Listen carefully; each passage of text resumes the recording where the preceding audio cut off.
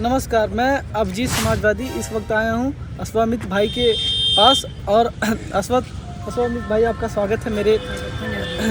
तो आप जो है समाज को जगाने का काम कर रहे हैं, तो आपको ये कहाँ से ये इच्छा आई कि आप जैसे नौजवान मैं देखता हूँ कि सड़कों पे खेलते हैं, मतलब तमाम चीज़ें करते हैं, उनको अलग तरीके से अलग अलग उनका विज़न है, लेकिन आपका मैं जो देखा समाज को जगाने वाला काम, ऐसे मुझे लगता है सदियों में कभी लोग हैं जो समाज को जगाने का काम करते हैं। ये कहाँ से आया अंदर? ये सब श्रेय मैं बाबा साहब को दूँ। अगर बाबा साहब पहले ना संघर्ष करते, ना हमारे हाथों में कैमरा आता, ना आपके हाथों में आता, ना हमारे हाथों में किताबें होती, और आज हम यहाँ पर खड़े भी ना होते, तो पूरा श्रेय बाबा साहब जी को जाता है। बाबा साहब ने जो किया बहुत अच्छा किया हमारे लिए। बाबा साहब जी अगर ना होते तो शायद मैं भी आज कुछ भी ना होता। पूरा श्रेय बाबा साहब जी को जाता है। मानवर कांसीराम की एक मुझे बात आ गई याद कि बड़े लीडरों की ना लीडरी देखी जाती, भुखमंगी तंगी गरीबी ना देखी जाती, हम इनके मंजिलें देखते हैं हसीन निगाहों से और इनको हमारी झोपड़ी ना देखी जाती। अरे भाई, ये चमचा युग में लिखी है।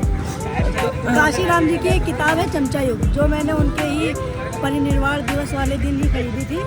उसमें ये बात लिखी थी, तो पढ़ के अच्छा लगा था। मैं तो भूल ही गया था, भाई ने याद दिला दी। और तमाम जो भाई काम कर रहे हैं जो है मुझे लगता है कि वो भारत के कोने कोने तक इनकी आवाज़ गई, लेकिन मुझे लगता है कि ये सरकार को ऐसा नहीं करना चाहिए। कोई अगर समाज के बारे में बताता है, उनको लोगों को जोड़ने का काम करता है, तो उनके ऊपर मुकदमा जैसी कोई चीज़ नहीं लगानी चाहिए। और मेरा भाई अभी लगातार प्रयास कर रहा है और समाज को जगाने का काम कर रहा है। बाबा साहब कहा करते थे कि जो शिक्षा वो शेरनी का दूध है, जो पिएगा वो धारेगा। मेरे बायो में लिखा है, शिक्षा वो शेरनी का दूध है, जो पिएगा वो धारेगा।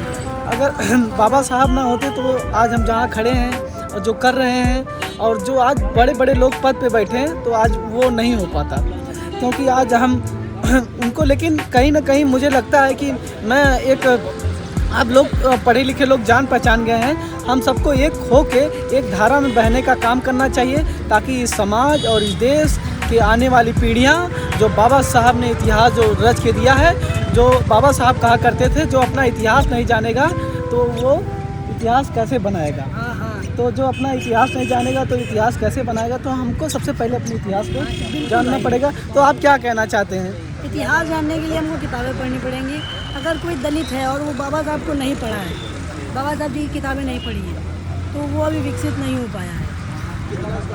जैसे मैंने देखिए, जब बाबा साहब जी को पूरा पढ़ लिया, तब मुझे थोड़ी जाति व्यवस्था के बारे में पता चला कि क्या हो रहा है, ये सत्ता कैसे चलती है, सत्ताधारी लोग सत्ता का इस्तेमाल कैसे करते हैं। फिर उसके बाद काशीराम जी को पढ़ा और फिर अलग अलग राइटर्स को पढ़ता रहा, और फिर पूरा समझ में आ गया है कि राजनीति कैसे काम करती है। अच्छा, आप उनके बारे में डॉक्टर लक्ष्मण यादव जी के बारे में जानते ही होंगे।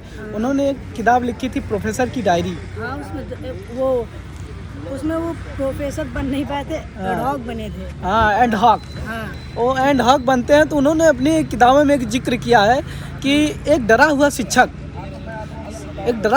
जो डरा हुआ अंदर से, वो अपनी कक्षाओं में रीढ़हीन विद्यार्थी पैदा करता है, जो समाज में आगे चल के मुर्दा में तब्दील हो जाता है।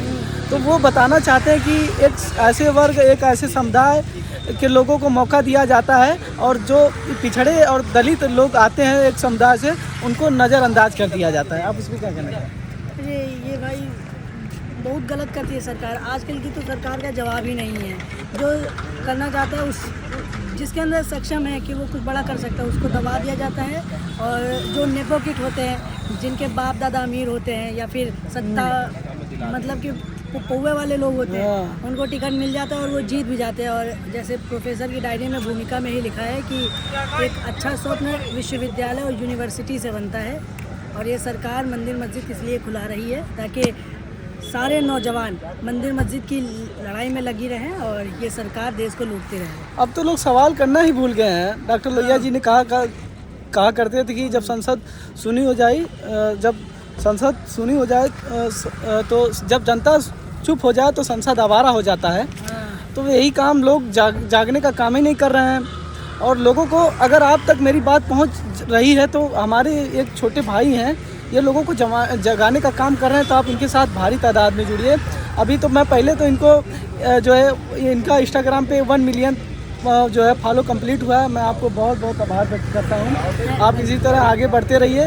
तो अगर उत्तर प्रदेश के जो भी पूर्व मुख्यमंत्री अगर आप ये वीडियो देखेंगे तो उनको क्या आप कहना चाहते हैं, वो किस हिसाब से क्या कर रहे हैं, क्या अखिलेश भैया? हाँ, अखिलेश भैया तो देखिए, अखिलेश भैया ने हमारे लखनऊ में बहुत काम किया है, चाहे फिर वो आगरा एक्सप्रेस वे हो या फिर मेट्रो का काम चालू करवाना हो, तो बहुत अच्छा हमारे लखनऊ में काम किया है। और अगर लखनऊ वासियों से पूछोगे कि किसकी सरकार चाहिए, मायावती, योगी या अखिलेश, तो वो आंखें बंद करके कह देते कि अखिलेश भैया, क्योंकि उन्होंने लखनऊ में बहुत काम। बहन जी भी बहुत अच्छा काम किए हैं, उसमें कोई दो राय नहीं है। उनका जवाब ही अलग है, वो तो थोड़ा ऊपर है, लेकिन जैसे इधर के एरिया में आप पूछ लेंगे तो यादव जी वही है। अच्छा, ये आपने एक बात सुनी होगी पीडीए, उसका मतलब होता है पिछड़ा दलित अल्पसंख्यक। तो आपको क्या लगता है बाबा साहब का ये जो पीडीए का विचार है, हम लोगों को पहले ही लेके चल जाना चाहिए था,